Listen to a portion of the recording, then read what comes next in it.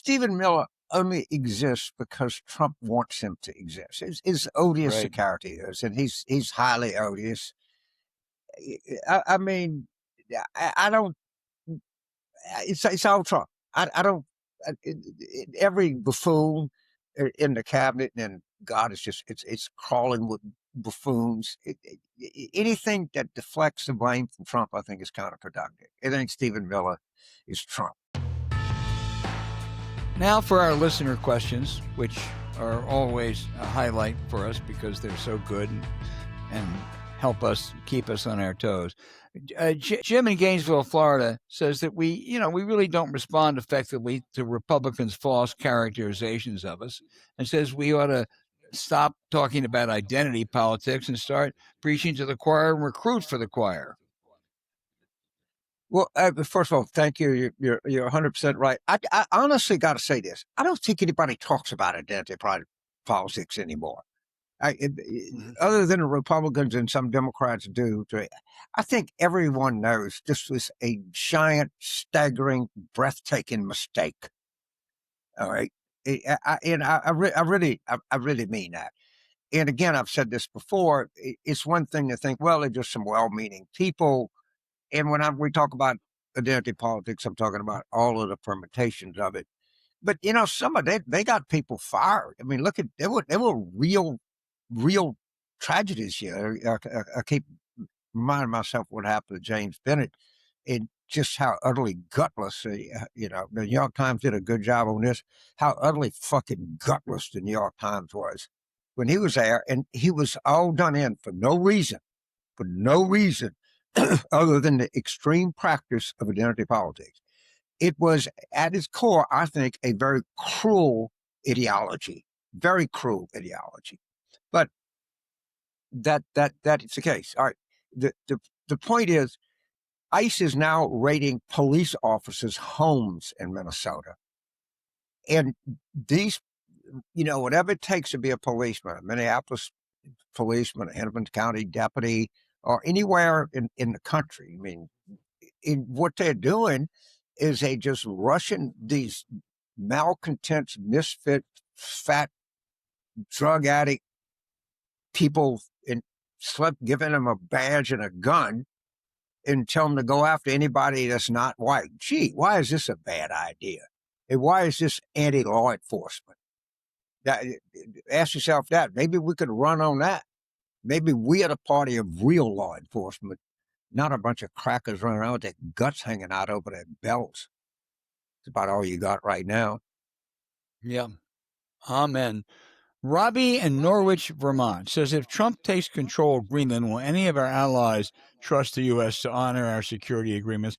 Robbie, he's not going to take control of Greenland. The people in Greenland don't want it. Denmark doesn't want it. The EU doesn't want it. And most Americans don't want it. But he's creating all kinds of problems. But apart from even that outrage, your question is very good because it's going to take a long time for the United States to restore trust with allies. Remember, during the Cuban Missile Crisis, President Kennedy sent Dean Acheson to Paris to brief Charles de Gaulle. And Secretary Acheson said, here I have the documentation. And de Gaulle waved him off and said, I don't need documentation. All I need is the word of the President of the United States. Do you think anyone in the world would say that today? Of course not. And unfortunately, even when we correct this horrible situation and get a decent president, it's going to take a while to rebuild that trust because allies are going to say, no, wait a minute, okay, you're fine, but what guarantee is there that a Trumpian figure won't come back? So he has done great damage, and some of it, not permanent, I'm afraid, is really enduring, Robbie. So I don't know if I want to say I'm going to take issue, but I think the world wants to return with the United States as being part of the world. And when there's desire, there's a way to do that. And I think the way that happens is Trump has to be humiliated. He has to be electorally humiliated. And I think there's a good chance that's going to happen this November in off elections. And he's completely crazy. He's going downhill. It's not enough that he just walk away and the Democrats take over the presidency. They have to be a well laid plan and strategy to utterly humiliate him to the point that everybody around the world says, this motherfucker, or no one like this motherfucker, is going to ever come back and lead the United States. And I think that's a possibility. And I think if that happens, I think we can renormalize the world a lot faster than most people that think. leads us, James, to the next question for you from Tim in Reston, Pennsylvania. I didn't know there was a Reston, I didn't know there's Pennsylvania. a Russia in Virginia. He said you, James, used the phrase John Hancock victory to refer to the landslide we need in the midterms this November, an indisputable rejection of Trump. How many House and Senate seats do we need for a John Hancock victory? 6 or 7 Senate seats, 33 House seats about. I don't know. I just pull it out my ass. But it's the old great Potter Stewart line. I can't define pornography, but I know it when I see it. And by the way, I want this election to be something not just the King of England doesn't have any doubt about it. The King of Siam or whoever else, anywhere else in the world, has no doubt. And it's not just important that we tell Americans that we have rejected this. As per our earlier conversation, it's very important we make a loud statement to the world. And if you remember, the audience of the Declaration of Independence was not, if you read it, and I emphasize this, was not really George III. Jefferson was addressing world opinion. That's, when you look at it, it's very clear. He wasn't even really addressing American opinion so much. He was talking to the world. And that's how big this election is. I know it's an off-year election, but it's an election where we have to make a statement to the entire world that this fucking incontinent, incompetent buffoon is not who we are. Yeah. Well, I think 30 is hard because of redistricting, gerrymandering. But I think if Democrats even pick up 16 or 17 House seats, 5 or 6 Senate seats, that's a John Hancock statement in this. That will profoundly affect his last 2 years. I mean, he doesn't care about the rule of law, so he'll try to do things anyway. But that would send that message. So. I think there's a chance to think it's going to be unimaginably big. I mean, I'm looking at the generic, which, is not great. God, some of them are just eye-popping. It means something. Yeah. I don't know.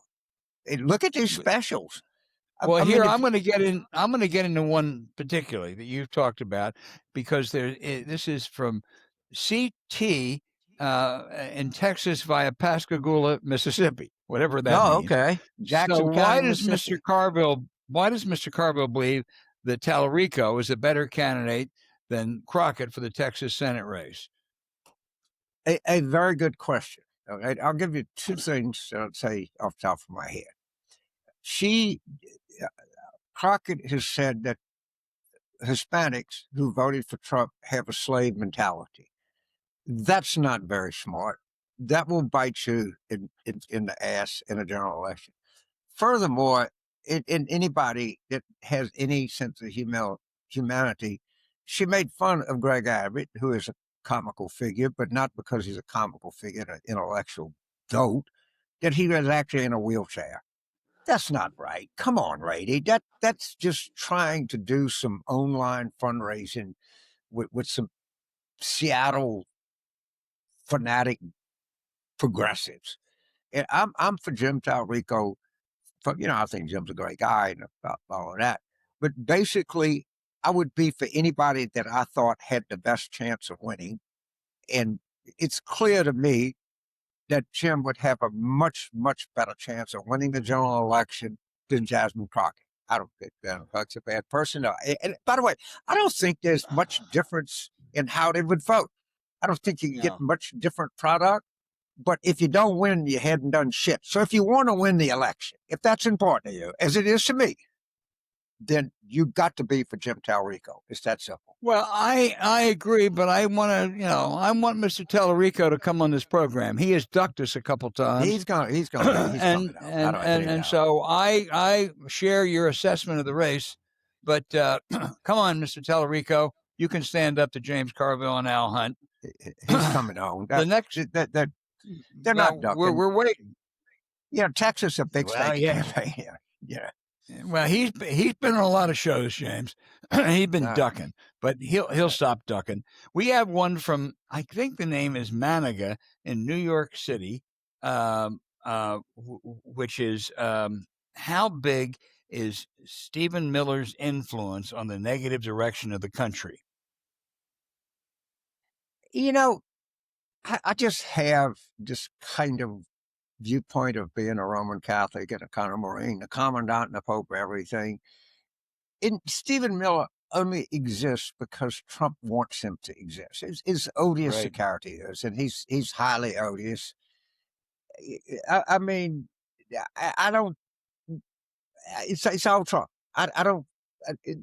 Every buffoon in the cabinet, and God is just it's crawling with buffoons. Anything that deflects the blame from Trump, I think, is counterproductive. I think Stephen Miller is Trump. Is Lee Trevino famously said he missed a putt, and they said, did he think he had the wrong putter? He said, it ain't the arrow, it's the Indian. Okay, it was him. In other words, it wasn't his putter. Well, that's Stephen Miller.